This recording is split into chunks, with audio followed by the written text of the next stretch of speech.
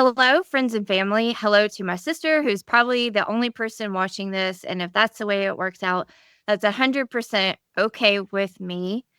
Welcome to the first of what I've planned to be a 10-part series on my great grandmother, Alta Rivers Gilbert-Thornton. The past several years, I have been on a journey. I've been doing everything I can about my ancestors, particularly the women.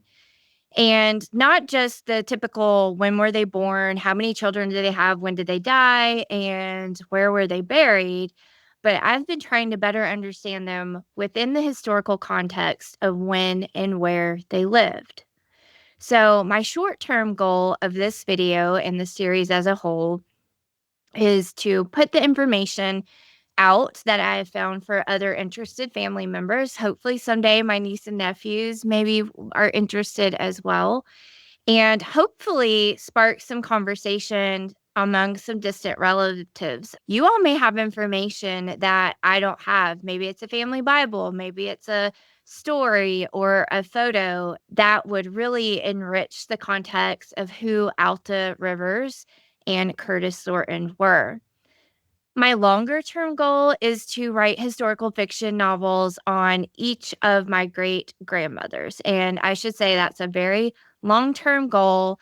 I wouldn't hold your breath if I were you, but I'm a fan of historical fiction, and I've always thought it would be a fun exercise to try my hand at it. Something about the family members who I've spent years researching. So that's kind of why this video exists. And so I hope there are family members watching this. This is part of a larger research project. And for me, having this kind of documentation is what's going to help me move forward in that. And I've got lots of really interesting things to share that I hope that family members find interesting. So I have started with my mitochondrial line. So my mother's mother's mother, Alta Rivers Gilbert-Thornton. She's someone that I have learned my cousins, my sister don't know anything about, but I do remember her discussed. I remember my aunt having some conversations with some other granddaughters. And then I found some information from my aunt when she was doing genealogy, and I could tell that she hit a brick wall and there were some things that she couldn't quite figure out. And I can understand why, because there is an air of mystery about her. So when I start sharing these things, a lot of this I'm doing because I will have to prove that the final place I get to, I've got to prove every step of the way that she is who she is. So excited about that. For example, Alta Rivers, according to her death certificate, was born April 19th, 1886. However, her mother passes March 17th, 1886, exactly 140 years ago from when I am going to release this video. So let me get started. I've prepared a PowerPoint because I'm not brave enough to be on camera without it. It's taken a long time to figure out this camera and lighting situation, and every time I watch it back, I'm not happy with it, but this is just how bad I want the information to get out there. Well, this is an introductory slide. First episode titled, Who Was Alta Rivers Gilbert-Thornton? I'll lay the foundation of what we know about her as an adult. So what we know about her as a Thornton, including her children and where she lived in southern Indiana. To start, I found this really neat map on mapgeeks.org from the 1880s. And remember, we think she was born in 1886. Based on the information that I have found on her death certificate, I believe that she's born in Switzerland County, Indiana.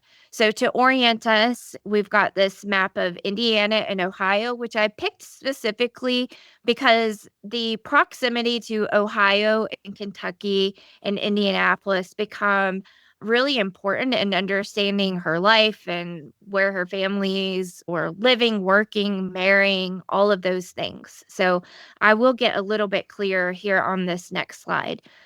As you can see, her life is rooted in southern Indiana, the counties like Jefferson and Switzerland County, to be specific.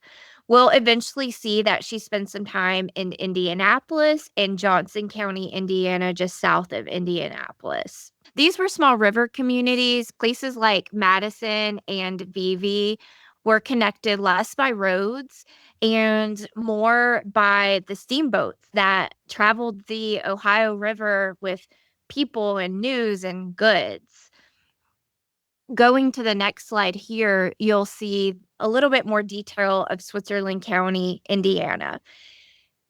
The bluish stars are where we find her as an adult, and the yellow stars are where we find her family.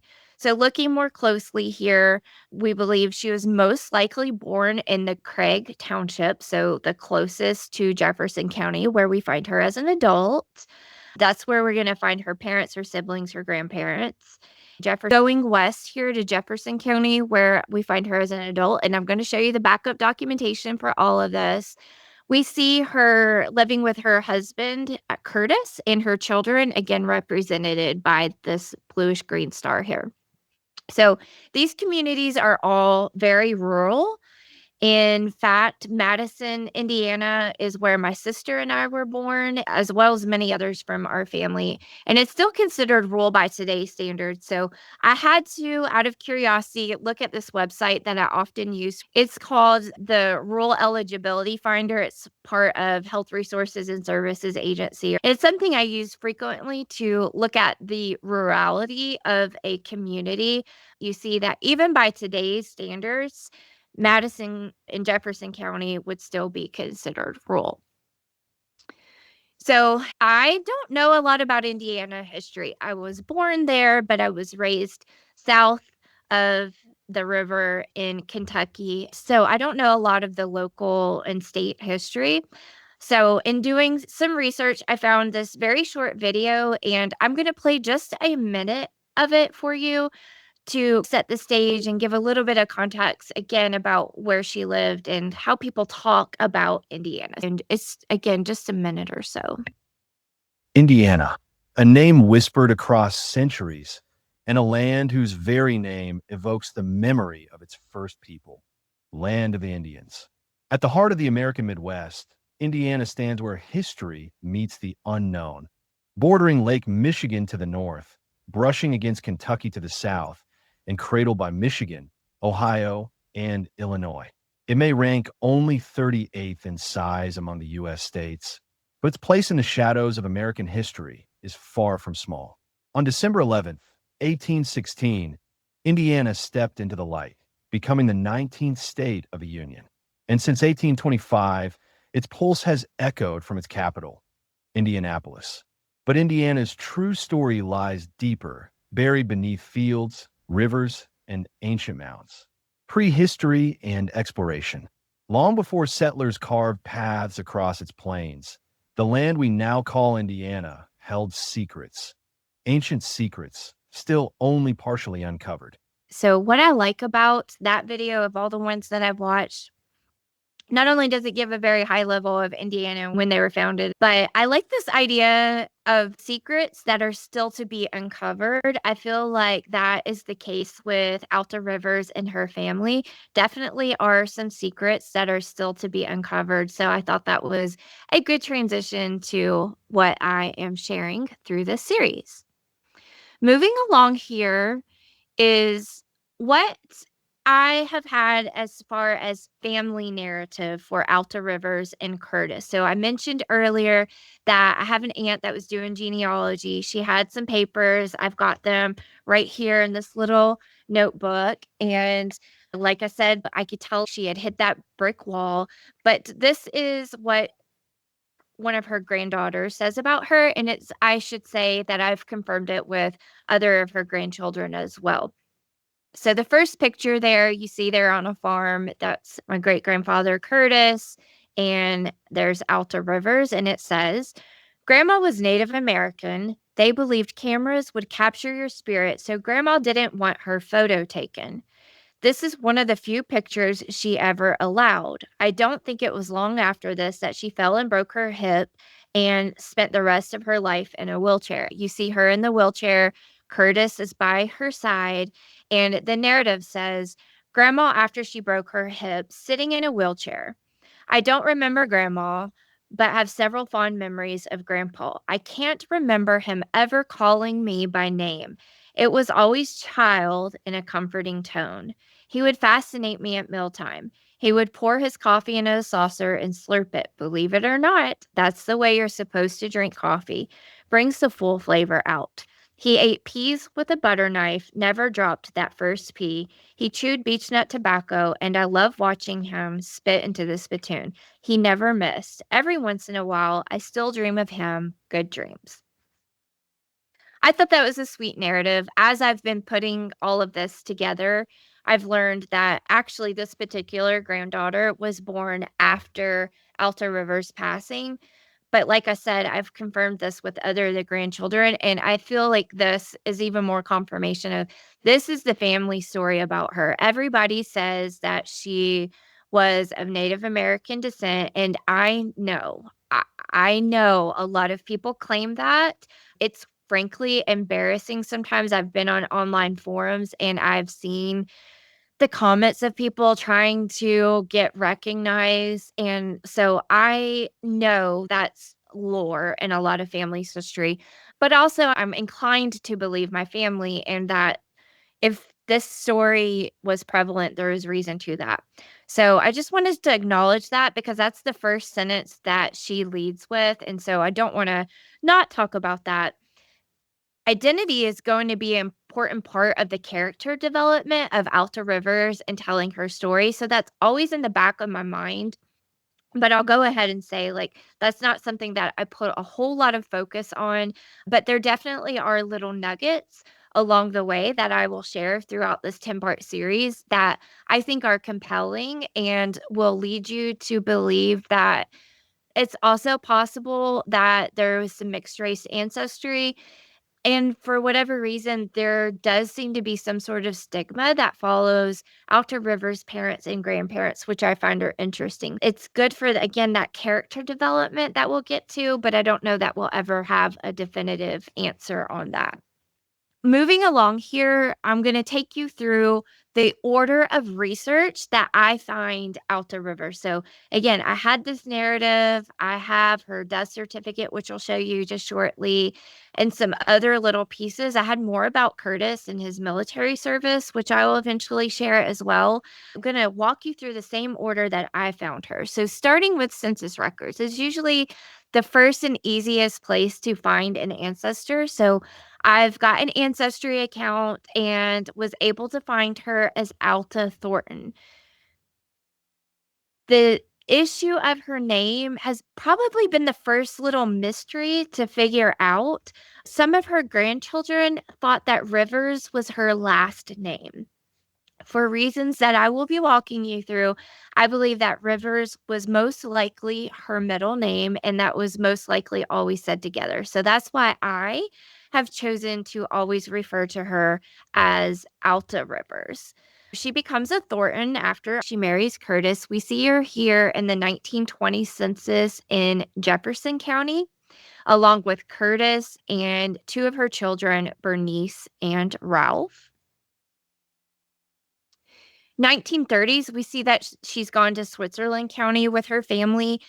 Curtis is a farmer, and the best I can tell, they were always renters. I imagine that he probably got work on another farm, and that's why they crossed that county line into Switzerland County. So here you see additional children, as well as a lodger who is an elderly gentleman who is widowed living with them. The 1940s census is really interesting to me for a couple of reasons. First, you'll see that her name is Alta R. This is the only record that I have that even hints at Rivers as a middle name, which again, I am 98% convinced that Rivers is her middle name. But this is the only record that I have found that R initial on it. I think that's interesting. And then here too, she's listed as having a C4 education. And I don't know where or when that could have been. So we know that Alta's mother passes in 1886, very near, if not at, childbirth in 1886, the spring. The family also has said that she's raised in an orphanage, and I think you'll see by the missing records that probably was the case. So it's possible maybe there was an orphanage that also had a school on premise. I don't know. I've searched everywhere that I can search online. I think that it would require going in person and looking at actual school records to see if I could find her. It's the only place in the census that asks for this information. So it's the only place that we have it. Going on to the next slide here in 1950, in Jefferson County again, but now you can see that they're empty nesters, no children, no grandchildren, no lodgers. And actually, this is going to be the last time that we see Alta Rivers in the census records because she passes a year later in 1951.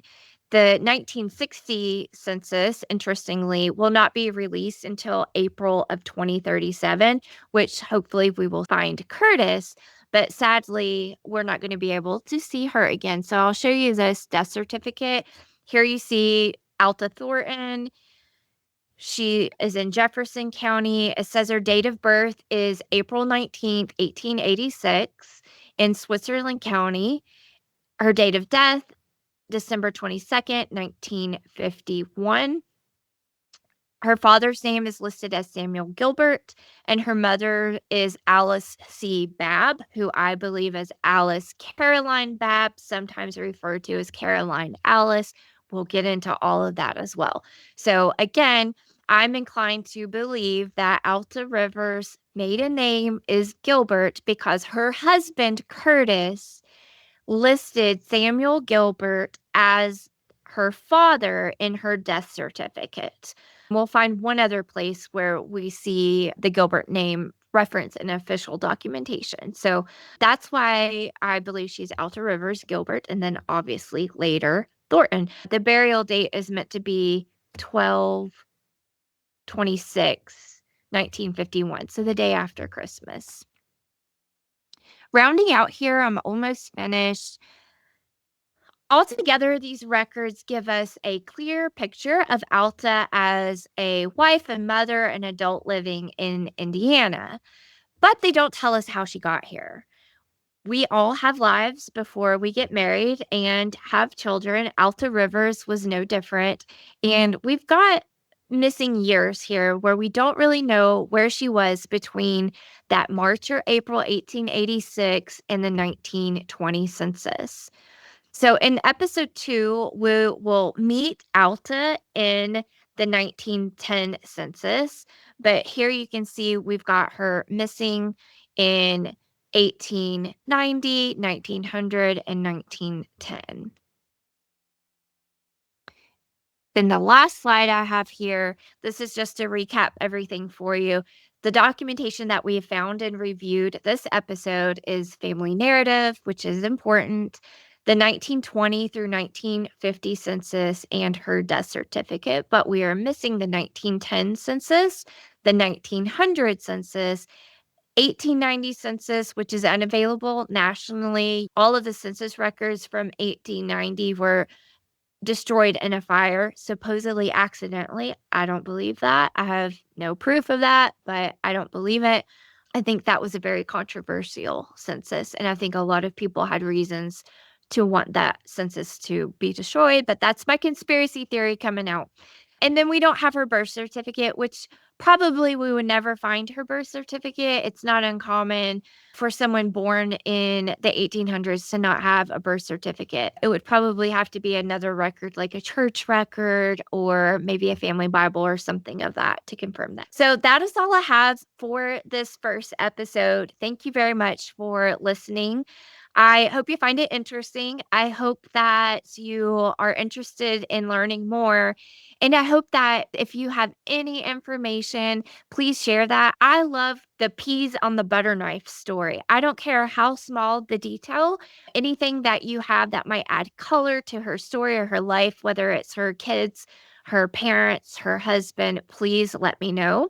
And then, like I said, next week we will find her in the 1910 census and talk about what she was doing before she married Curtis Thornton.